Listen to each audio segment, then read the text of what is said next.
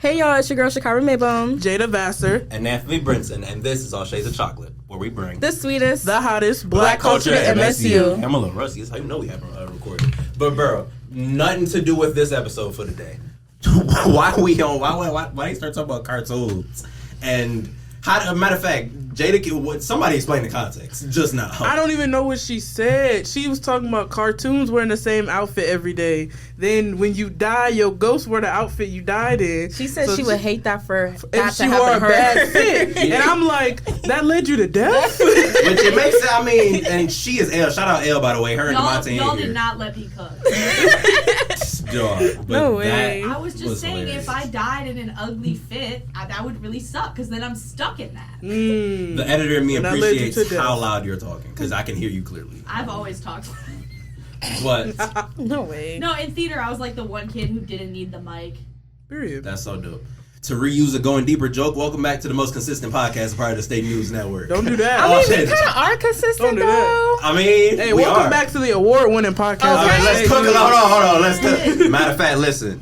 Let's cook. You better Let's talk recognize. about it. Okay? Shout out to us. But regardless of consistency, good or bad, I'm really grateful to be back for this specific episode because this month, if you guys are not aware, is Women's History Month. Yes, Yes. sir. We had Shakyra on. She kind of doing double duty. We had her for our last episode of Going Deeper, talking about similar topic, talking about it from obviously sex and love perspective. And now I want to do my best to provide a platform with Jada and Shakyra to talk about it from a Black woman's perspective. So, just how y'all feeling this Women's History Month in general to start off? It feels good. I'm glad that more people is recognizing the beauty of Women's History Month. Because growing up, I really didn't notice that it was, the significance of Women's History Month until like maybe a couple years ago. So I'm really appreciating that more people is actually recognizing and just, spreading awareness and things like that. Yeah, I agree. I'm glad it's becoming more of a thing. And I hate to say becoming more of a thing, but I'm glad it's being, like, recognized and noticed more. Kind of like what Shakyra said. Like, a few years ago, it might have been, like, something I said, like, oh, Happy Women's History Month. But now I feel like people are researching and, just doing their, like, civic duty of, like, finding information out for themselves, highlighting women during this History Month, highlighting Black women during this History Month. And I just feel like it's another month of representation. It was just Black History Month. Now we can keep the highlight going in March. Imagine being Black and a woman. Y'all eating for real. But no. Yeah. And just with being a guy in general, and sorry, Elle sent me something that might be useful with this episode. But just with being a guy in general, obviously guys can be very clueless just in general, but especially in terms of how we view women, in terms of like what should and shouldn't be done, or what should or shouldn't be worn, or how y'all should even speak, or really if how y'all have control over your bodies. Whole other conversation. But with one of the questions I had just to start off, I want to ask, with being Black women during this time, how do you feel about the idea of Women's History Month just in general, of it being a thing? Like, on one end, does it become frustrating that there needs to be a month to highlight women in general? Or is it something that it has like a positive impact on like the universal care a woman may experience in this world? Well, as I said in your podcast, your previous podcast, I just feel like it's just the first step in appreciating women in general, and it's just like all it just takes is like a little, Instagram post share, about, who is the most successful, woman in our, world and things like that. So I don't see it as a negative thing. I personally feel like it's a positive thing to have a month, to highlight us and things like that. So Yeah, I agree. I definitely think it's definitely a positive thing, and I hope that it continues to become a positive thing to where like it be like just like as heavy as Black History Month taught in schools, it could be taught in schools during March. It could be specific like classroom assignments or just events going on that are tailored to the month. And like Shakyra said, it's basically a month to just, highlight successful women, inspiring women, maybe a woman you have in your family that you really, really look up to, or, someone who's just at the top that you want to shout out for the month of March and highlight. And I think it's really good for Black women specifically and historically, because now people are really starting to get interested in black women leaders and black women in history who have made change to everyday stuff people use now. You know, we can think about hair. Like we have a hair episode, Madam C.J. Walker, all she's done for hair care. Like people are really starting to get into these people's stories, even though we already knew about them. Now the whole world is starting to learn about them. Like people just now learning about what Coretta Scott did. Like usually when you hear Coretta Scott, you just think about Dr. King. Like, of course, Dr. King, you know, he did everything for our community, but, you know, everybody, we were just like, yeah, Coretta also did X, Y, Z too. So let's give her flowers as well. If you can expound upon X, Y, and Z, because I also I'm not aware of what Coretta Scott has done for our community. That's typity type. Shout out HP, the computer. All right, don't do that. Y'all both guys. I got HP. Okay. No, because somebody in our workspace was coming for me for my laptop, but it's all right. Hey, call him out. He wasn't coming for you for me and HP. He was coming for you because it only has 50. All right. Hey, we're DeMonte. Hey. We don't do all that talking. But sorry. As Shakyra looks for that, Jada, you mentioned one of the ladies I wanted to highlight in this episode, just Madam C.J. Walker. Just with us having an episode, one of the episodes that maybe even got us our award of Don't Touch My Hair and the importance of black hair and what it may mean to us other than just a style. Just off the top of your head, and you can do more research just like Shakyra doing if you'd want to, but just what does Madam C.J. Walker, why is she important? And then what does her impact to our community mean to you specifically as someone who wears like protective hairstyles or have had to do things with your hair and etc.? Yeah, no, the journey she went through, it means a lot to me, especially just having the ability to express myself through my hair and just have the ability to like do my hair the way I want it, where I want to wear, whether if I want to wear it natural, if I want to get my braids a certain color. She just paved the way for a lot, and I know it was hard when she was doing it because, you know, any idea a black person can bring up, if it's not usual to the majority, it's deemed as unusual, unworthy, you know, something we just won't do.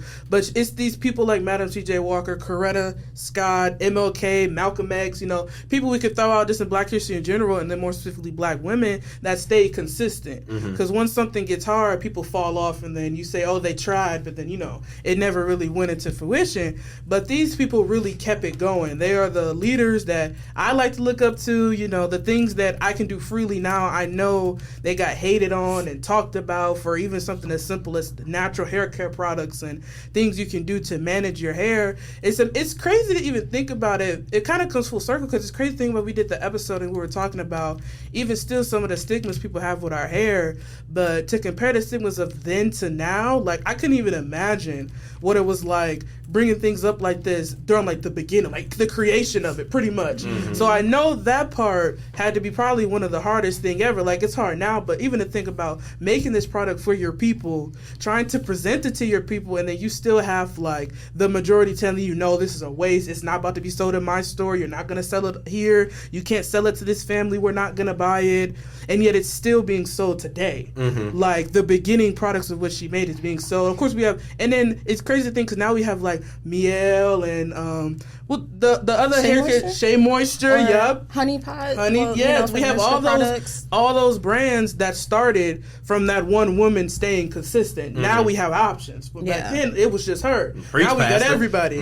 So it's just amazing to me, and it's why I want to do more research to like keep learning about these people because they're so influential that people don't even recognize that they use their products today. Like in your everyday routine, you're using, you know, Madam C.J. Walker products. You know? And I remember from my notes when we were making our pitch for this episode that just doing research about Madam C.J. Walker and even someone I wasn't even familiar with her, Annie Turnbow Malone. She was someone who Madam C.J. Walker worked under, and this lady, she, according to the research I did, created products such as like the hot comb, and worked with Madam C.J. Walker. I didn't do that actually. Me neither. Worked with Madam C.J. Walker, who worked under Miss Malone, and also did things such as develop hair treatment products after apparently suffering from a scalp disorder herself. So like alopecia and stuff, or it didn't specify? I didn't see any specifications, but it probably was along the lines of alopecia or things of that nature. But I didn't even know like Madam C.J. Walker like had a hair disorder, or like she worked under somebody like Annie or Miss Malone. So just finding out those little things as if like, because sometimes they highlight as that TikTok sound in the background comes on the mic, but as What? I don't even know. It sounded fire though. It sounded like Right? I'm like, okay. The way how it just came on after, you know, Yeah, I'm talking. like, we got background I'm like, music okay, on? No. speech, go ahead. But to That was even my computer. I started playing Sim. shout out Sid. I am so sorry. All good, but to even use that, it even when we get into modern times of thinking like the young lady who made like the savage trend, like I'm a savage, classy, yeah. bougie, What? ratchet. Wait, I like didn't- her being a black lady who What? started that Oh, trend, yeah. and then it getting to like obviously Megan Thee Stallion song, and then doing a song with Beyonce, and then bringing it all together to where. Whether it's the Madam C.J. Walkers or the young lady I can't remember her name right now, starting that trend on social media, just being a representation of culture. It's just so awesome to me, and it's why I very frequently giving credit to Jada and Shakyra of just me being here. Like I can tell the story a million times of how Shakyra allowed me to have this position. Samaya believed in me to hire me. Jada and Shakyra and Samaya was on my head to like come to the state, like do the application, like, and I'm literally was like, nah, I do it, like no, do it right now, and then I did it, and then now I'm here. So I wouldn't have this opportunity without black women. Literally, my own mother who birthed me wouldn't be here without obviously the Lord Jesus Christ, and then my mom birthing me. So just in general, even in the Bible, even Mary, another powerful woman, she wasn't, or we don't know the race of She those was people in the Middle Bible. Eastern. But regardless of the situation, when it comes to women and the importance of women in this world, I mean, if you want to go to music, I mean, it's a man's world, but it would be nothing without a woman or a girl. So, especially when it comes to black women, I just give a big thank you to y'all in general. And even to the people, like, I mean, even though obviously she's not black, I give credit to people like Elle who, thanks to her, Going Deeper, she's a huge reason why Going Deeper exists. So, You and this Sims I can music, go on I'm sorry. shout out Sims, another game in the community that hold us down. I just turned it off. I have no idea why it came back on. But it wants to be heard. I am Absolutely. so sorry. I might So give it credit in the unprofessional. transcriptions. Insert Sims style. Insert Sim stuff. Speaking from a black journalist perspective who has a platform to speak about things like this on your mind, what would be some of the things you both feel are misinterpreted about black women? And what are some of the responsibilities you both uphold or feel you have to uphold just from being a black woman? That's a good question. That is. I feel like the main thing, which is probably one of the biggest stereotypes about black women, is that all of us are aggressive and loud and ghetto and have no values or morals and say certain catchphrases that, you know. So that would probably be the biggest thing I say with like my work as being a journalist, that I try to denounce as much as possible, especially the way I write. I try to make sure I'm clear. I try to make sure I speak with a language that I know not only my people can understand, but like if I'm applying for a job, I speak, academically, I pull out my little bags that I've acquired being a journalist. But the biggest thing I feel like I probably want to just change the narrative of is women in general can do it too. I like agree. there's nothing that separates us at all. We can do everything that you as a black man can do, that a white man can do, that anybody can do. There's nothing that takes us in the back rows or takes us away, or there's no line or barrier we'll reach. We can do it too. One of the biggest things being in journalism, we can do this too. Yeah. Because this is a very white populated and at some level white man populated field, to where you'll reach a level to where you hit that point where they're like, no, you can't go no further. This is as far as you'll go, or you'll never be on TV. You can't be on TV with your hair like that, with your nails like that, with the black scent you got. You can't talk like that on TV. Yes, you can. Mm-hmm. There's a news TV outlet that will accept you for who you are, and you will be on camera. So that's kind of the biggest thing, is that you don't have to change anything about you just to fit what you want to do. Because I'm definitely still me. You still see I have color in my hair. I always have color in my hair when I get braids. I'll never really change my dialect that much unless I know that you can't understand me. Because of course there's going to be some words that I come across and you'll be like, huh?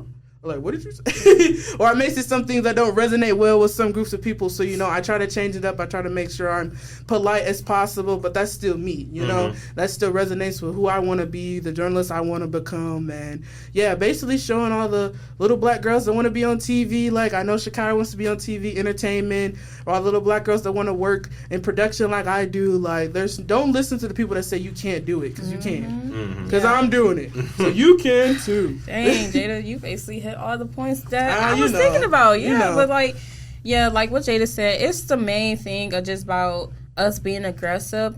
And I was just like talking to like my auntie She's in the social work industry or like the field and things like that.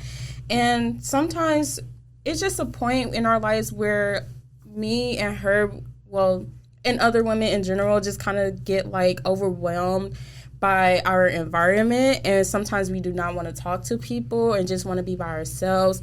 And people would constantly deem us as like, oh, she have an attitude problem or she thinks she's better than us. And it's just like, no, that's not what we're trying to do. It's just that, what if, I don't know, like, what if we just not having a good day? Just because I don't want to talk to anybody, and it's like, it's not like I won't let you know that. Like, I will, like, literally let you know, like, okay, I don't want to talk. It's just it's just a problem that people just constantly assume that we have attitudes. That's my problem. And it's just like, no, not all of us, we don't have attitudes just because we don't want to talk or just because we don't want to be, you know, as social, if that makes sense.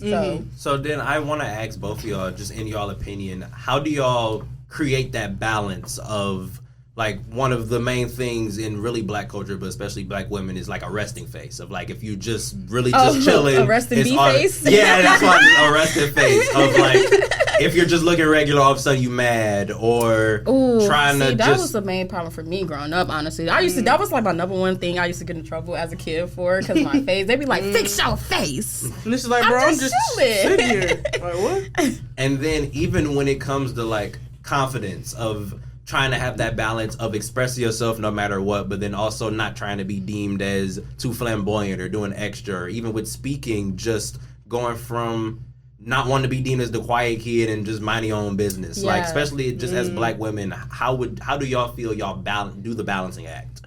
I mean, I feel like with me, I just have to remember that there's only one me, and there always will be one me. Yeah. So all I have to do is just be the best me that I can, and you'll either take it or you'll leave it. Yeah. And I can't force you to take me, and I can't force you to leave me. So it just comes to where I get in, like, certain fields, or, you know, if you work with certain people, you just have to understand, okay, is this a place that I can be me, and will they accept me? Because I feel like being black in general, but more specifically a black woman, there's, you know, in spaces where you're not welcome. And you know you get to spaces where you were not invited, but they'll take you because you're black, or you'll fit the quota, or they need someone that looks like you for the audience that looks like you, so they'll take you. But in retrospect, they don't want nothing to do with you. So with me, I just feel like I really have to do your research and, you know, really figure out what place is just meant for me. Because I've tried the changing me. I've tried the changing little things about me, or, you know, I used to, like, being quiet. I tried, like, the speaking out more, or speaking out in a way that I know doesn't even sound like me. But I tried to do it because I thought that's what businesses would want. I thought that's what bosses would want. I thought they would look at the people that always raised their hand, or look at the people that always wanted to speak first and not last and speak the longest. But it got to a point where I was like, this doesn't even sound like me. I don't even recognize what I'm saying right now. So I really just had to continue to remind myself, especially as I'm about to graduate college and become a senior, it's just like, if they want me, they want me. And if they don't, they don't. And that's like the biggest advice I can give people, and just remind myself is like, you'll find where you're meant to be. Even if it takes years of searching, you'll get there. Exactly. Just don't settle for the first yes. Because the first yes might not always be the best yes. Yeah. So. Yeah, I think Jamel Hill actually said that in her book. Come on, Jamel Hill. But yeah, it's just all about being yourself, honestly. Don't change for nobody else. I mean, like what Jada said, I mean, you either going to take me or you going to leave me. Leave me where you at. I mean, it's your choice. Me, I know I'm going to be good regardless. Regardless. Yeah. So I asked this question on Going Deeper, and I'd obviously like to ask it here as well. But based on how men may view women at times, especially black women, how would you both prefer to be viewed on a grand scale from the world, and specifically from men, in terms of how y'all should dress or how y'all should act, versus how do y'all feel is the perspective? Like, how do you feel y'all are viewed from men in general, or just by the world, and how would y'all prefer to be viewed? Well, if I want to be blunt, we are viewed as animals. I mean, as a mean person, as not even a person at sometimes. I mean, and I mostly blame sometimes the media for it, you know. I mean, you just hear it in our music. I mean, I ain't gonna hold you up. Some of the music, it be good. I like entertainment, of course, but it's just that, I don't know. It's just this stigma in the black community where I personally feel like that we don't really get taken seriously.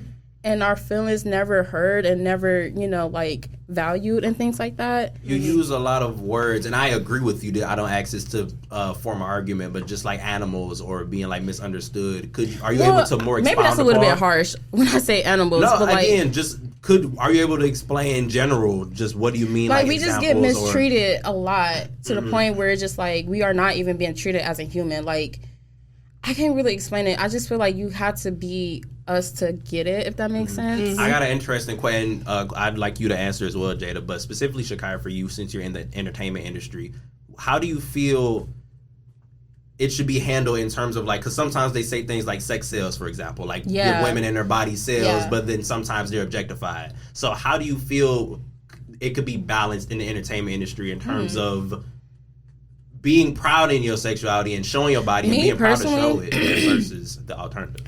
Me personally, I just feel like as an entertainer, just do what you want to do. People is always going to talk and things like that. If you feel like you want to flourish or flaunt your sexuality, you have all the world to do that. Nobody can tell you what to do. I mean, that's just simple as it get. Personally, for me, so yeah. Yeah, and then Jada, do you need me to repeat the question, or you think? Yes, you repeat that question. So, the first part of it was just, if I were to symbolize it, how do you feel you are viewed in the world or by black men as a black woman, and then how would you prefer to be viewed, like, just in general, from your values or, like, what you would like to do, like, in the household, or how do you like to be viewed, like, outfit wise, et cetera, et cetera? Yeah, I feel like you brought up a good point about, like, the media and just, like, in, like, songs and stuff. I feel like the media still, even to this day in 2024, has only one view or image of what black is. And then they subject every black person into that box. To that one person. Into that bubble. And then you get the things where in comedy, they make jokes about black women and, in the bonnet and the robe. And, they say certain things. And, yeah, it's funny, but they don't understand that they're feeding into an agenda. A society agenda that's always going to label black women as that person, because no one's stopping the people that's at the butt of the jokes, or no one's stopping the people that's, like, even writing the jokes. Get down nitty gritty to the script writing of who's actually writing what those people on stage are gonna say. So I feel like it's gonna take society to erase that box, which I don't think they ever will about black people in general, but more specifically about black women. It's just gonna take. It's just going to take people viewing us as people, which I feel like, of course, historically it's gotten better, but we're still not at the level we should be, especially the way the media talks about black women and black people in general. The language and the word choice that's used to talk about, let's say, people in the media that, like, represent relationships in one way and then other relationships in another way. The way that love is supposed to be, or the good love, is shattered, it's crushed, it's basically torn down, that you being a simp, you not, you know what I'm saying? Oh, why you treating your girl good? Why you doing that? But then you get the other side of the black woman that's, like, always in drama, always causing problems, always making stuff up, just always in the shade room, Instagram, those pages like that, because of what they do, but that's praised. That's the black woman that we need to keep, because that's what's getting people to look at our page. That's what's keeping us paid. Yeah, it's so like we need to keep highlighting the foolishness. Exactly. They're funding the foolishness, but that's not helping the regular black girls on the street or at college, because now people expect us to act like that. So then when you act like the other, they like, oh, you whitewashed, you not black. That's not how black girls act. And it's just you like, from the hood. First of all, how does black girls supposed to act? How do we supposed to act? I'm confused. Let's talk about it. Exactly. And how would you know if you're not black? Exactly. A whole other conversation. But then I feel like that's where all of this stems to, especially in the age of social media. If one group or race or whatever is depicted this way, everybody's going to believe it. Yeah. That's just how social media works. You see one video, oh, you think that person on the bus who looks like that's going to act like that. So I feel like it's going to take that level of change to really, like, make it, like, known, like, for it to be evident. But just in, like, everyday personal life with me, like I said earlier, as long as I'm me, there's nothing, no man, no woman, no, I don't care what you is, there's nothing you could do to change who I am or what I'm gonna be.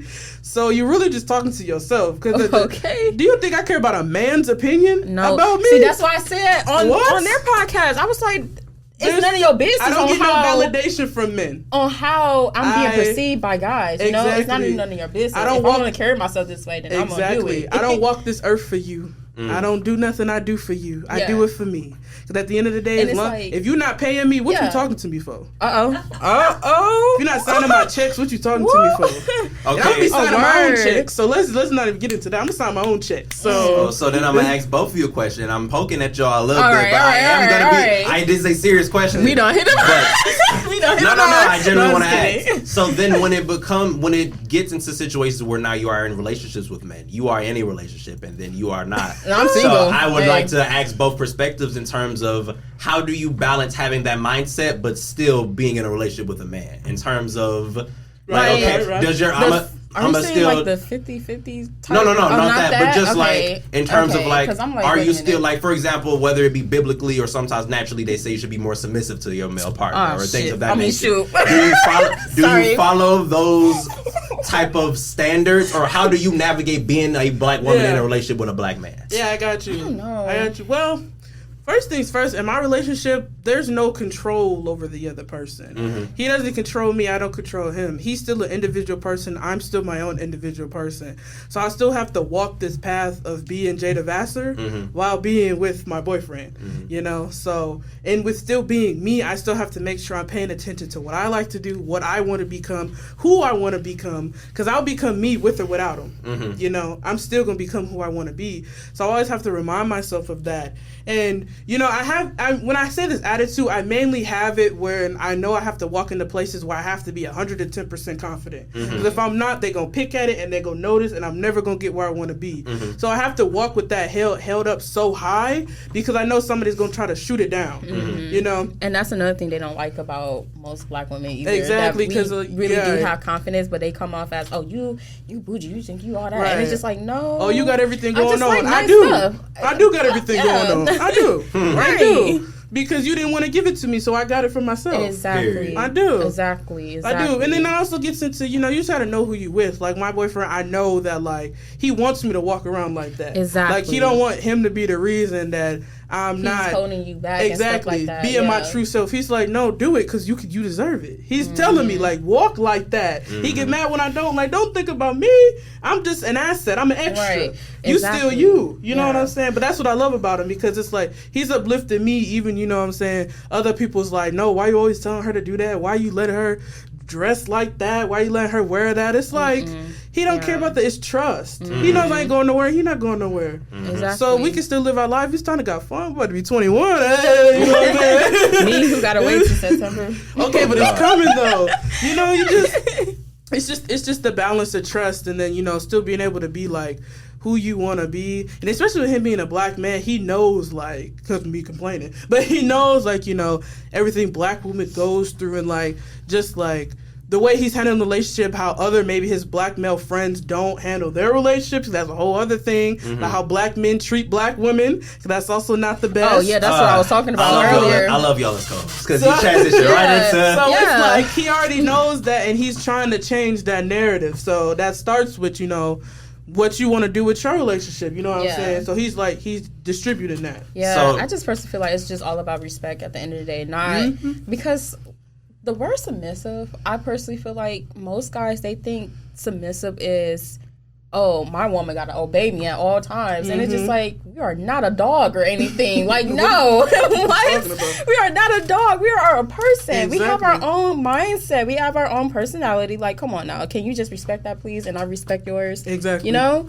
And like I mentioned, I love them as co-hosts because they transition right perfectly into one of the things I want to talk about. So, to give one of my secrets of just Anthony-isms, a lot of things I do are Anthony. I call them Anthony-isms, but a lot of things I try and do or say are intentional. And the reason why I poked fun at that question to ask them about their perspective of being with a black man in a relationship is, one, you can tell why someone can be and being in an almost 4-year relationship on why almost it works. 5 year. Almost 5 year, excuse me, on why it works the way it works and how does it last 5 years. And how can someone represent themselves while still being with someone. And also, you mentioned perfectly of just one of the topics of sometimes how black men treat black women. And I've had a lot of conversations with people in terms of the difference between when black men date white women and versus when black women date white men. in terms of from my perspective, and as I have a white woman in here pointing at me in agreements. So I want to get your opinion on this conversation. So and usually when I have this conversation with people, the shared opinion is usually when black men date white women, it seems more of like control. Like they kind of want that bit of control where it's like they complain black women are too aggressive or they want to be the man. Loud and they don't want to submit. They don't want to submit. They don't want to listen to me. They want to do their own thing. Versus they don't make me feel manly. Like what? Versus when, and to put a disclaimer, these are just the opinions of myself and the other two are all Shade the Chocolate hosts. And also this is not a generalized statement. It's not. So and then versus when black women date white men, it's usually appreciation. Like white men usually appreciate them a lot more, or in comparison to black men, just sometimes how some black men treat black women. So I would want to ask y'all thoughts on that topic in general, and just how do y'all feel about the treatment that y'all may get from some black men at times? I don't know, because honestly, I just personally feel like the treatment of black men, or just like men in general, I just feel like that it starts at home. And I only say that because, I mean, unfortunately, not all of us have that male figure in our lives. Or let me rephrase that, like our dad. But, you know, you can still have, like, other male figures, like uncles, like I did. Like, my dad, he was in and out. But I just feel like that sets the precedent standard. Yeah, for, like, how you think you should be treated by a black man. So it's just, like, I don't know, like, you just have to have that figure, like, it just starts at home, in my opinion. Like, you gotta, your dad or whoever that's raising you or helping raising you have to let you know, like, yeah, this is how it should be. That's not, the other stuff you should not take. I was about to cuss, but this is the other stuff, you should not take that. You should, you know how to want to be treated by a certain person and things like that. Not even just men, just people in general, personally. So, yeah. Yeah, no, I definitely agree with that. And I think that's something that I feel like the black community as a whole doesn't really talk about a lot. Yeah. I feel like our generation is a generation that's wanting to, like, embark on those generational curses and traumas that we've dealt with from childhood up until adulthood. Because that's very true. Like, if you grow up, like, for example, it's also a stereotype, but it's also something that's very true. A lot of black kids don't grow up with fathers in their households, or they don't grow up in two-parent households. So if you grow up with a very strong mother and a mother that's independent and she does what she wants and she gets it done, you still don't have that figure to show you what you deserve in that type of sense, if that makes sense. And I'm kind of making it personal because I grew up with a very strong, independent mother, but I knew that I lacked in that aspect because even before getting with my boyfriend, I didn't know what I wanted. Or I didn't know what I deserved or what I could look for. That's what I meant. You know? Because I didn't have nobody there, especially when I was like a little girl or like even middle school, starting to get into high school before me and my boyfriend started dating my junior year of high school, to tell me like, no, don't let them treat you like this. If they say this means that. Don't fall for that. So a lot of times, you get played. Your heart get hurt because you didn't have nobody to warn you. Yeah. And I grew up in a house of all girls.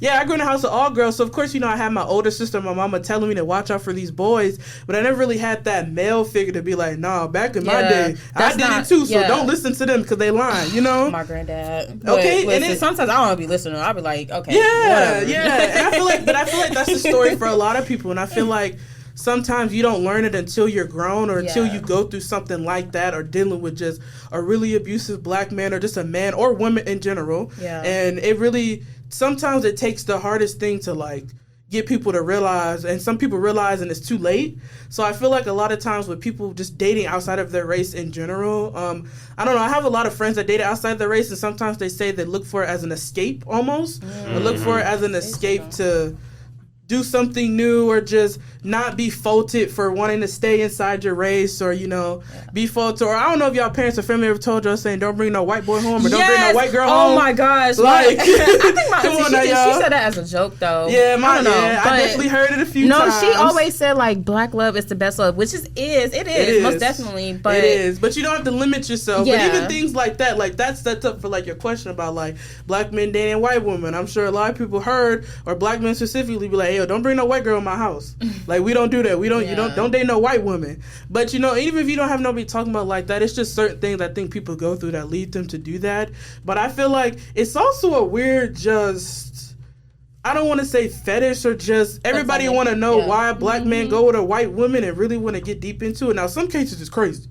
Some of y'all is crazy. Yeah. But in some cases you may just find who you want to be with, and they white. You know what I'm Right. saying? But I feel like as a community, we don't have to just banish that or just throw that away because you don't know who you can fall in love with. You know what I'm saying? Exactly. And it even sucks for like the true black men who just find love in a white woman that it's not to the standard of, like you said, when a black woman goes to a white man and it's like, oh my God, he treats you like a queen, a black queen, which. Okay. And, you know, Can we talk about like a black queen and I don't know, like just say, you know, like my woman. I don't know, Right, like like, the extra then that adds theatrics. I on, don't right. know. Me personally, But it's just like, yeah, I feel like.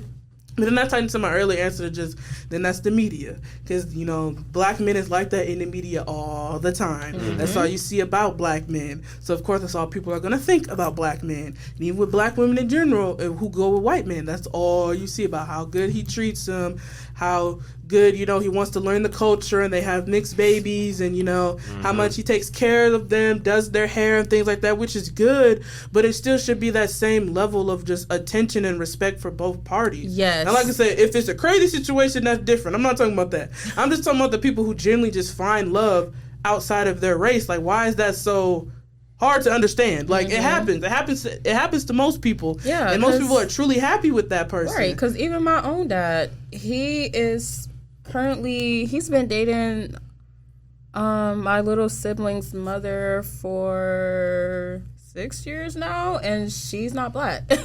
She's Native American, and well, I think she's white actually. So yeah, but it's just like I never had no issues with it. Right. Versus my granddad, he was like, I don't know about this. You know, he was like not sure. He didn't really like her for real. I mean. Now my perception of her kind of changed, but that's a different story. Right. But yeah, I agree with what you said. Like, you know, just love who you love, bro. Right. But just respect all state everybody. The chocolates love everybody. We do not discriminate. Exactly. No, we don't. This stuff. Especially me. And again, to give the disclaimer, the opinions that we may share on this podcast are the opinions of all our shades of chocolate, not of the state Yes. news. And also with that disclaimer to ask, what would you guys, to give a moment of, so it won't seem like we're bashing on just black men in general. Oh, yeah. You both mentioned, and I also agree that black love is very magical and one of the most beautiful things you can experience. So why do you both feel that way in terms of being with a black man? And also, let's say if you are dating and you may not have had the best experiences with black men, still keeping that faith in them to try and find that black partner. Well, because even though some of, you know, black men does cause hell, I'm sorry. Y'all, I don't know. Some people, they just be, oof. It's just that at the end of the day, y'all understand us. Like, I don't have to explain why I'm doing a certain thing, you know, that they're not used to. You just know. And it's just like, I don't know. Like, you just feel comfortable with our own race. Like, yeah. Yeah, I definitely agree with that answer. And that's actually a part I didn't think about. Like, you just get it. Like, it's certain things or a certain, like, way we talk. There's nothing really to explain about it. It's like, you just get it. Like, of course, I'm not going to, like, have any issues explaining it to my partner who is a different race or ethnicity, you know? Yeah. But even for me, it just kind of goes into, like, when I have kids and, like, just the example of, like, the family life I want to give them. Because, like I said, I didn't grow up in a two-parent household. My dad was active at one point and then became in and out at another. So I grew up with a really, really strong mother. Love you, mama. But I want to set the example for my kids of having a father figure in their life, an active father figure in their life. You know, I want to set that home of having a mom and a dad that may not always agree, but you'll know that they love each other. And I want them to look like us. I want it to be black. So I wanted to date a black man, because a good black man who had the same values as me and who wanted to change where they came from. Because, you know, my boyfriend's family life isn't perfect. So there's some things that he knew he didn't want to do when he became a dad. And there's some things that I don't even want to do when I become a mom. But together, when we get to that step, we've had conversations and we know that we'll work through it together so that when we do have kids, it won't be like, not a rush, but it'll just be a different tone. Because I will say, even with me growing up, like being a kid, like you notice stuff, or you notice how, like, you know, people respond to certain questions, or just things like that. Stuff you grow up too early. You see stuff that you wasn't supposed to really worry about as a child. Yeah. I don't want that for my kids, you know. I truly want my kids to be kids when they're kids and don't have to worry about nothing else besides being a child, getting on my nerves, and truly just, you know, enjoying their life. And that's just what I want to showcase for them. I don't want them to see the stuff that I've seen, you know. I don't want them to see, like, arguing and yelling, like, and just fighting like, at some point. yeah, I mean, just I'm just gonna be abuse. real. Like, I don't want them to see or be exposed to anything like that I did, that I know shaped my mind and changed the way I think about certain things. I don't want them to experience that. But I definitely think being with a black man helps that, because, like Shakyra said, it's just certain things, like the way we talk. I don't have to explain that. You know, the certain phrases I may pick up and say, or talk about hair, a bonnet. Why do I wear a bonnet? I don't have to explain that to you, because, you know, you wear a do-rag. Like, you know what I'm saying? It's just stuff that's what's understood is understood and don't need to be said. So it's just, of course, it makes things a little bit easier. But I feel like as long as you're with somebody who has the same goals as you, who wants the same end result and future with you, then it don't matter what race they is, because you got it. That's all you can ask for in a person, really. And that's hard to get these days. Yeah.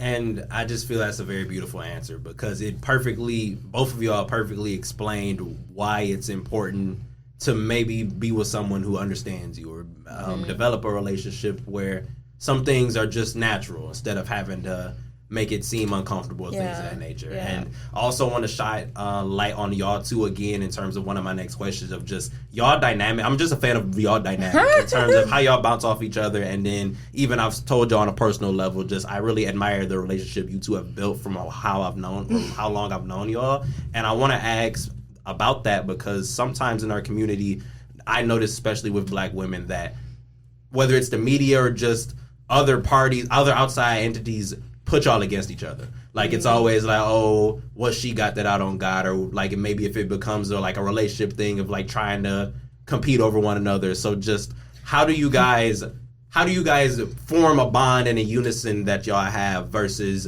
being in competition? Because we're in a major where we're kind of in competition with one another. Yeah. So how do you guys go like this? If we go to the camera, go like this instead of separate. Yeah. Well, me personally, I think it just starts within yourself, with your own self-esteem. Like, you just have to be confident within yourself. You just have to know that you're that girl. So when you be around another girl that's your age, or, you know, mentoring a younger girl, you don't have to, you shouldn't feel like threatened by them, you know? It's just all about being in check within yourself and just knowing how to, you know, conversate and just, like, I don't know, like, put yourself out there with other people and just, you know, keeping in tune with them. Yeah, and you can definitely tell who's like a supporter and who's not. Yeah. So that also ties into just knowing, again, who's with you and who's not. Like, especially, like, you know, like you said, this is a field where, you know, you have to kind of be competitive at one point or another with some people. But just take me and Shakyra, for example. We want to do two different things with the same major. So that kind of opens up the door for more, like, you know, supporting. When she gets on TV and she does her entertainment stuff, you know, I could be there like, oh, good job. When I do my production, she could be like, oh my God, that's so amazing. And it just, if you're just truly a supporter and you're really a girl's girl, as, you know, people say these days, then you're going to be a girl's girl. Like, you're really just going to be a supporter. There's nothing hating to it, you know? Yeah. You want the best for each other. Exactly. Like, and I just feel like hating, I mean, it's just a waste of energy, personally, for me. Yeah, and it's a lot. And then y'all be hating over some crazy stuff. Over like, me personally. Like, over money and, like, over, I don't know, like, hair and stuff like that. What are you talking about? Like, yeah. So, with specifically you, Shakyra, we mentioned and talked about just your comfort level and making sure you were okay to talk about that. You are a part of the LGBTQIA plus community, and I just want to ask you. All right, come on now. I just want to ask. Disclaimer: we're very silly people. Sometimes if we make jokes that they are not offensive it's not offensive. Disclaimer. I love y'all. Yeah. Everybody. Try all of us. We all have not to give out too much personal information, but we all have people in our lives who are a part of the community. Yeah. So if we make a joke, we do not mean any offense. So with the question that I'm thinking about asking you, just how do you feel the world represents Black queer women in general? And do you think I feel like there's not enough of us out here. Okay, like, talk about it. More specifically in the entertainment industry. So I watch. Okay, I'm going to use this show for example. I watched BMF, Black Mafia Family. If you're from Detroit, you should know them. And they just introduced a new queer woman into the series.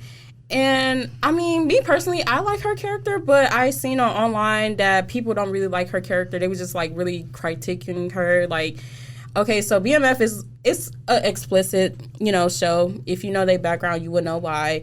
And she had, like, sex scenes and stuff like that. And, queer, And everybody was just like, ew, that was so unnecessary, blah, blah, blah, blah, blah. And I'm just like, that just, like, really hurts my feeling because I'm like, we need more of us out here representing us. Like, okay, granted, in this show, it's not the best, role model, of course. But I just personally feel like that we just need to be unapologetically us, no matter what. Like, this can be our space, too. This is our space, too, and there's nothing wrong with that, Mm-hmm. So I really hope that answers your question. It definitely does. And I also want to ask, in terms from having the supporter perspective, how would it be, or what would it be a specific way you'd want someone like myself, who is a supporter of the community, to be more supportive of representing you guys or being more accepting when y'all are in the media? I just think just spreading awareness about our community just helps. It just goes a long way. And just be with us.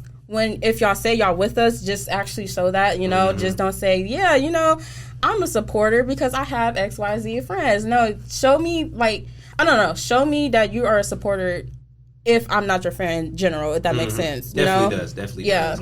And I'm pretty sure I asked this on our Going Deeper episode that you were a guest of, but how do you feel about LGBTQIA plus representation in schools or in education? Oh, we need more. Like I said, we need more of that in the schools because, like we talked about, we said that they're going to get exposed to it in general, And it's like, you don't have to, like, demonize the community in order to teach, children about the community itself.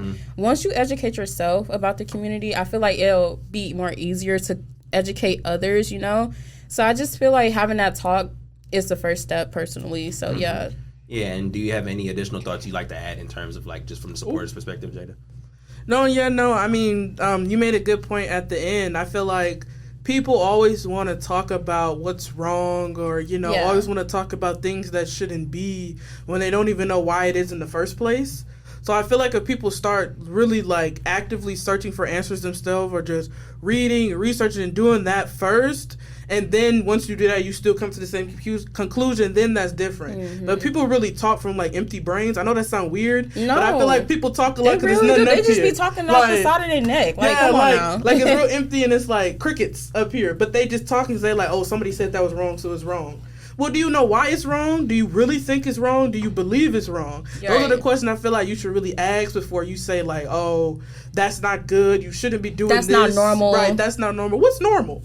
Like, what is normal? Me, I am not a normal person. I'll just say that. What's normal? I'm not normal. It's been a lot of unnormal stuff that's been going on. So, people that don't, look like you or their sexuality is not yours is the least of concerns because we got some stuff going on, all right? That we should be focusing on. Way bigger problems to be focusing on. And I just feel like if everybody minded their business, the world would be a better place. Yes, clearly. Because if they not hurting you, abusing you, taking something from you, talking about you, why are you talking about them? Right. They living their life just like you living yours. If you don't want to talk about it, don't. Like, you can remove yourself from a lot of equations. You're just choosing to stick and talk, which is making more noise. Right. Just leave. Right. Remove yourself and it'll help brighten your day and their day because they don't want to talk to you either. Like, what? No. Well said. And I want to ask, and I'd also want to continue to put a disclaimer that I'm asking this question from solely their perspectives and their own lives. Do not attack us. Yeah, this is my views and my views only. Yes. Yeah. But I put that disclaimer specifically because I want to ask, if I were to ask both of you, what does it mean to be a black woman? And how does it feel to be a black woman? How would you answer that question? Wait, before we get into it, how do you feel about the whole strong black woman discourse? I'm tired. Strong. Oh, I've been strong for so long. And I've been working like a dog day and night. Why we gotta be the only race that's strong? Okay, I don't really like that. Why do we have to hold everybody on our back? and just be the person that never complains, never takes a break, never goes to sleep, never rests. Why are we strong? Why can't white women be strong? Exactly. Why do they gotta be the damsels in distress? Why I want to be a damsel? I want to have a soft girl life too. I want to sit down and kick my feet up and not worry about nothing. Like seriously? Like come on now. I feel like at first, of course, I can be strong. like let's switch a little bit. I feel like at first, of course, it was endearing. Like, be strong, be out there, be you. But at some point, I feel like people use that as an excuse, or people kind of taking it too far. Us. Like they only want us to be strong when it benefits them. If that makes sense. But when we're being strong for us, now we just self-centered and conceited and selfish. But it's like, how you expect us to be strong if we can't be strong for us first? You know what I'm saying? Exactly. So it was, if people use it the wrong way, then that's when I'm like, but I just see it and just scroll past it. But yeah. What did you say? I'm sorry. No, I just asked, if I were to ask you, what does it mean to be a black woman, and how do you feel being a black woman, how would you answer that question? And the disclaimer of these are only their personal views. It means being courageous. Speak it. It means being flawless. No, everybody got flaws, but flawless. But seriously, I'm like so serious because it's just like the world is not easy for us. It's not easy for anybody, but it's really not easy for us. So it's just like you just have to carry yourself like you just know you that girl. I mean, come on now. Yeah. So being a black woman is the blueprint. Yes. The That's black it. print. The black, okay. The black it's print. the blueprint. Not only if we're not the butt of the jokes, we're the fashion trends, we're the dance trends, we're the language trends, we're what people want to aspire to look like, what hair they want to look like, what things they want to get. So it's excellent to me. Like, yes, BB, like, BB, But no, like on a serious more note, it's very. I like being a part of a community that, yes, if it's in the media for a bad thing, one thing you can't doubt is that we're strong. Yes, and when one falls, we come together and we pick that one up and we go back about it. I can't say the same about other communities, but I know about the black community, even in general, is strong. So if one person falls or if there's unjust with one person, you're going to see everybody come together and be for that one person. And I couldn't have been more blessed to be black, to be born into a black family, because I'm just introduced to so many other different things just because I'm black, Even if I meet a non-black person, they still come to me with that comfort because they know what it's like to not be the majority. You know what I'm saying? Yeah. So I feel like being black, it just opens my doors for, yes, you'll get the people that want you for a diversity quota, but you'll still meet those really good, like, endearing people that just want you for you. And it's still good I like educating people about black culture. Yeah. Like, the people that I know truly want to learn or truly just ask questions because they're, like, curious and they want to, be mindful when going into the world. I love answering their questions because it's like, you really want to learn about us when the world hates us, Yeah. Like, there's still people out there that want to learn about us, that want to be beside us, not be us, if that makes sense. Like, they want to stand with us. You know what I'm saying? So it's a fun time to me. I'm having a good old time. I'm having a blast. And with that point you made about just educating, I want to ask both of you. It could be completely random, but let's say if I wasn't black, or just from speaking from a male's perspective, if I were to ask you, like, tell me something about your life, like about being a black woman or just being a black person, what's the first thing that comes to mind if I were to ask, just out of curiosity? For me, it would be, what's the word? Sorry. Think. Resilience. Yeah, it would be resilience because, first of all, when you was talking about like how you was raised by your mom and stuff, I was gonna make a dark joke. I was like, well, the gag is I don't even have a mom, so there you go, bro. I don't. If you've been here for long, she make that. It is what it is. Yeah, but resilience has always been a theme of my life, and it's gonna probably continue to be the theme. And I'm really open to like retire that thing really soon because I'm really tired of bouncing back. Like we said, like I really do want that soft life, But yeah, it's all about resilience. Like I went through a lot as a child, but I'm here now and I'm grateful. Well, I am grateful. I try to keep it, keep my stuff together, Okay, I got a funny answer and I got a real answer. Okay. My funny answer is, boy, that food, man. That food, boy, I tell you, that soul food. Yeah. When a black woman get in that kitchen and whip up some magic, boy. What is soul food? What is What is man? soul The best food? food you ever ate in your entire Really? life. I'll tell you that much. Come Who by, made come the by. potato salad? No, I'm Ooh. just kidding. Oh my god! One time at a block party, my neighborhood's very white, and one time at a block party, see, my mother makes great potato salad because my mother is a chef, but somebody else made it, and I am not kidding you. Like, I was so embarrassed. Don't tell me you have raisins. I was so embarrassed to be white. That shit had raisins. That stuff had raisins. Okay, why do they put raisins in not it? good enough to I was be gonna doing say, it. is it like, Bro, I don't even eat does raisins it- as a snack, bro. That junk is When I does disgusting. it spice the flavor or something? When I was in the Netherlands, there were literally raisins in everything. What is Oh, your no. obsession with raisins? Oh no! Yeah, But as yeah. you see, food is my funny answer because I love to eat and I love food. But if I were to give a serious answer, I'd say I've never met a group more passionate. Yeah. Black women's passion is unmatched. It's on another level because we know how much passion we have to have for what we do to get to where we want to be, who we want to be, and what we want to be. So I definitely say like passion. Like you Oh, meet a black yeah. woman and the black woman got her head on straight. She knows what she wants. She's a go getter. She don't let nothing stop her. All you'll see when she walk past is passion. Yeah, and to add on to that, yeah, we are some, especially Detroit women, D girls. We are some hustlers. for real. 313. We are some. It was just hustlers. 313 day. Shout out Right. to Happy 313 day. Detroit. Period. Come on But yeah, now. we some hustlers. We some go getters for real. For real. You get what you want. You know. So I want to have sort of a speak it into existence moment. So I just want to ask both of you, what are your goals as black women and just as people in general that you are going to achieve moving forward? Well, for me, to be my own boss. Mm. I don't know. It's just like me. Like, I just want to start my own legacy. Like, that is my goal. Like I said, I didn't grow up with my mom. I just grew up with my grandma, and she really did the best she could.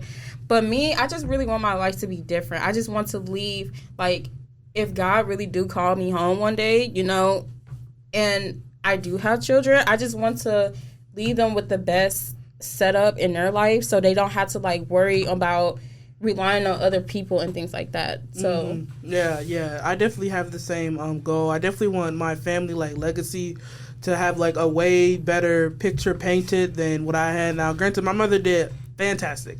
I love the way she brought me and my sisters up. I love the way she did things. I loved her mothering. But if I could add on to the fact of things that I wish I had as a child, I'd want to give that to my kids, you know? Because I know there's a lot of things that I wish I could have seen or things my friends might have had, conversation I couldn't add on to just because I didn't have it, I didn't experience it. So I'd want to give that lifestyle for my kids. And you know me, I want to travel, I want to go everywhere safely. me too. I want to go everywhere. Like, I want to see things I never thought I could see. I want to go to the places that I thought were imaginary, but they're real. Like, I want to go there. Of course, I want to ride. I want to make explore the unknown. Okay, let's go to the ocean. Like, why not? Like, why Wait not? a minute. I'll No, pause your break on that. hold on now. You got to think about Maybe it. not. Let me cook. Wait. You wouldn't even go into that lake. Wait, Okay, let me wait a cook. minute. Let me cook. Not too much. Let me cook. Let me cook. Let me see. They not with the ocean, but we gonna go. All right, you know. Literally, not even go waist deep into the lake, but you Not want to too go much. to the ocean. Yeah, Not too absolutely, much. bro. 'Cause On the why cruise. not? Why not? Absolutely. Cruises, you know what I'm saying? Yes, family life, travel. I want my career to just be at the utmost success. I want to make films. I'm a documentary production minor, I'm a and critique them. filmmaking is just okay. Yes, filmmaking has just been like my thing. It's the new thing that I'm really, really into. So I want to make films, like actual long documentary, maybe docuseries. Like I want to do that. I want to get married. Another family thing. I want to get married because in my family, I don't have a lot of successful marriages besides my sister and my brother-in-law. So I definitely want to keep that train going of successful marriages. So I want to get married. Want to be my own boss. I want to sign my own checks, make my own hours. I don't want to work for nobody because I get old, y'all. You can't. That's why I said, you know, like, that I get want to be a old. boss. A 9 to 5, That's that get what I wanna old. be. You know, you gotta get it. Whenever I put it in, it's gonna be Listen, in. I got That's the what we hustler gotta mentality. Get. I gotta make my own money. Yeah, and I just want to get to a place of comfort. I don't have to be the most successful. I don't have to be the richest. I just want to be comfortable. So I know what it feels like to not live comfortably, and I just want to live comfortably for the rest of my days. That's all I want. Okay. And lastly, unless we have any other thoughts that pop up, I want to give you both the opportunity to shout out some black women, whether it be in the media or in your personal lives. Who is the first people that come to mind? My auntie, of course, and my grandma. Like I said, my grandma really did the best she could. Like growing up, we didn't really have the best relationship. But it's like now that she's getting older and I'm getting older, I just like not created. I just learned to have like a bigger heart, like soft spot for her, because she endured a lot. Like, I'm not gonna get into it, but she really endured a lot. So it just like I just had to understand like why the way she is. But yeah, most definitely my auntie, because she's been like the role model closest to me, because we only like 10 years apart. Yeah, I got young family members. I ain't gonna hold you up. But like, she just like really keep me on my toes, and I really appreciate it. Like sometimes, you know, we also bump heads too, but I mean that's anybody in your family. But yeah, I really look up to her, and I really love her dearly. So yeah. Yeah, if I had to shout out like the women in my life, it'd definitely be, you know, definitely my family, and even some of my friends, like family, my mama. Gotta shout that woman out. Like, she's queen in my eyes. My grandma, because my mama wouldn't be my mama without my grandma. I love my grandma dearly, especially if you know her. I want her heart. Like, my grandma's heart is like the purest heart I've ever known. Like, I didn't know someone could be as selfless as her. So if I could even take a piece of that, because I'm pretty selfish. Well, not, you know, if I could take a piece of that, I'd be like, okay, I'd be satisfied. My older sister, because like I said, I grew up in a house of all girls, and my older sister's 10 years older than me. So she always felt like my second mom, but in a good way.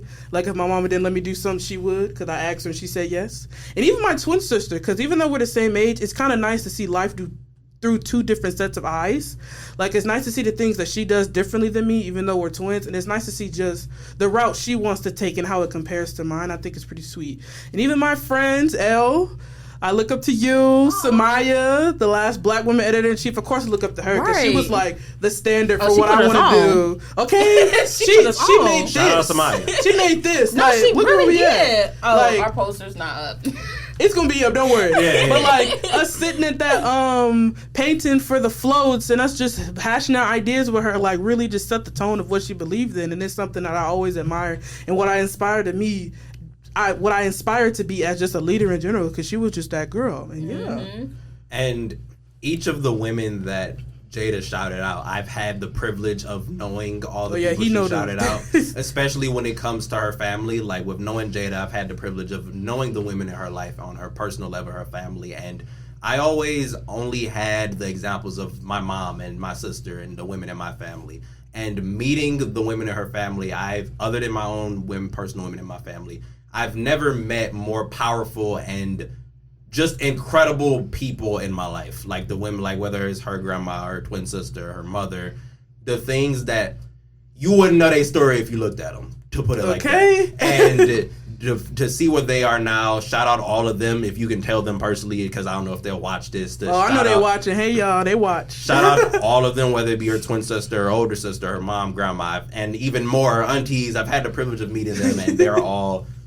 Again, I can't put it into words. If you looked at them, you wouldn't know their story. And like we mentioned, Samaya, I would not be here if she didn't hire me. Samaya, we miss you.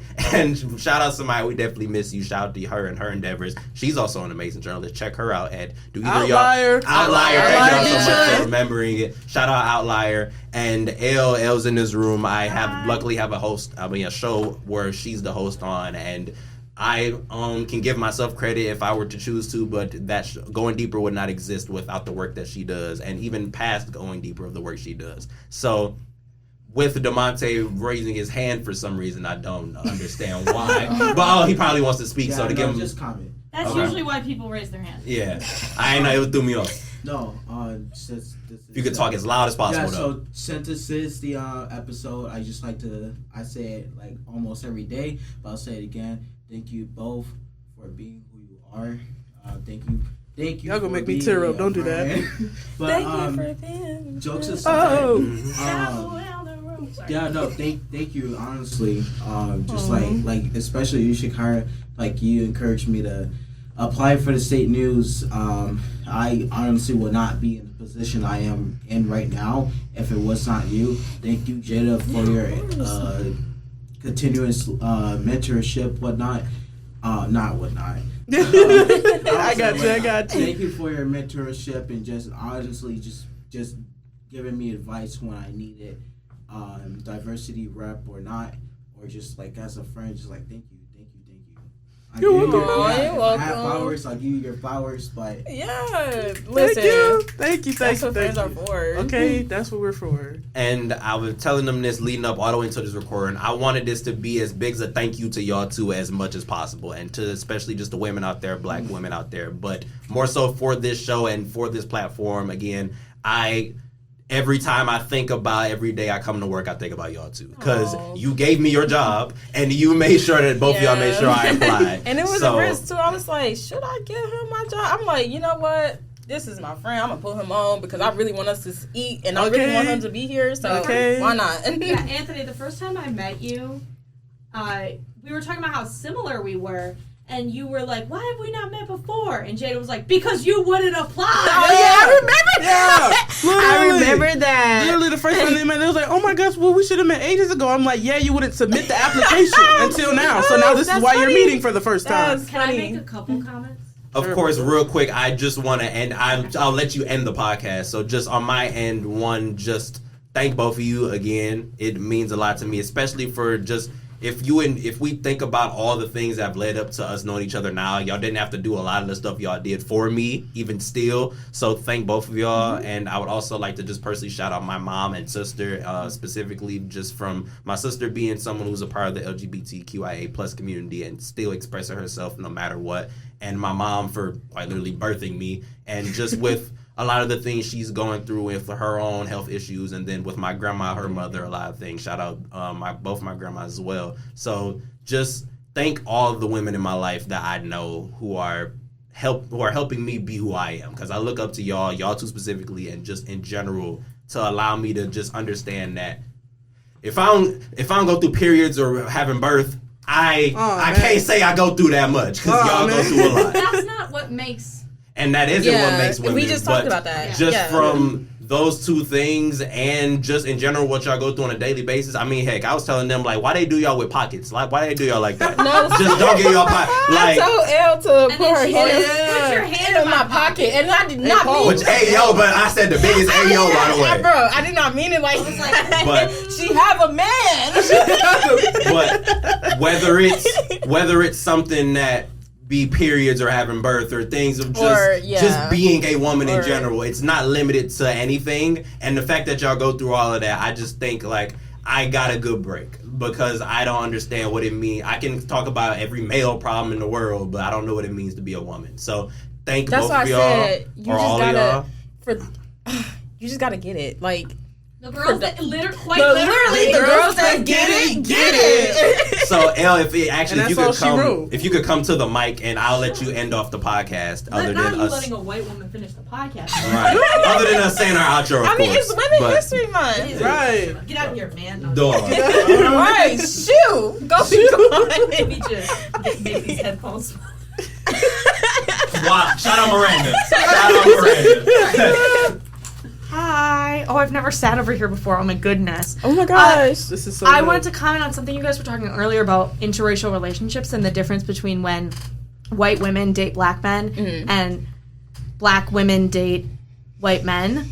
I have noticed a lack of wanting to learn about culture, because I think outside of race, when you date somebody who's from a different culture, like my boyfriend is Eastern European, my ex-girlfriend was Western European, if you don't want to learn about somebody's culture, if you don't want to immerse yourself in it, especially if you have children, that to me is a huge red flag. Yeah, it's just not gonna work. And there was a video that went viral of like a man coming home and like putting his head on a woman's lap, and it was a white woman and a black man, and she like took off his do-rag, and then she was like stroking his hair, but the wrong way. Yes. And somebody was like, why would you take it off? Why would you stroke against the wave? Is that what it's called? Yeah, it's called waves. Yeah, why would you it's like the texture. Yeah.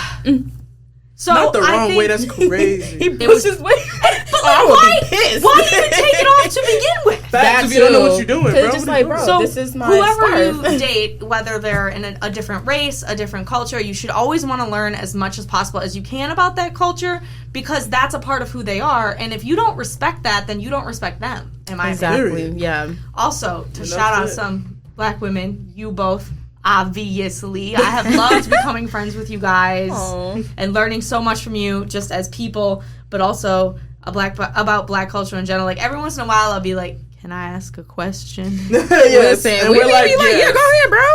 Like, what you asking? What you asking? I asked who Boo Boo the Fool was. Not me. Not my mama. Like, I know or not my grandma. I didn't know, and then we like Googled it and stuff. The creator of the Backyardigans, who recently passed, was a black woman. R.I.P. to her. That show. And I used to love I didn't know she was black. I should have known because It's Uniqua, Tyrone. Who else? Hold on. The best one was the penguin, Pablo. Yeah, Tasha. Yep. Pablo what with was his the round purple head. one name? I forgot. What was his name? Austin. Yes. Austin. Oh, well, he was barely in the show, so of course. That show was the GOAT. Not too much on Austin. I remember when I was little, I was like younger. I used to like go to the concerts and stuff. You know how like oh my gosh, Sesame Street Live? Yes. Oh my gosh, I used to love that show so much. Castaways, we are castaways. Oh, yeah, she ate. Okay, that's all. Thank you to you guys. Yeah, of course. Thanks for letting me be here. I'll give it back to Anthony now. Let me just make this a little. Get that on camera.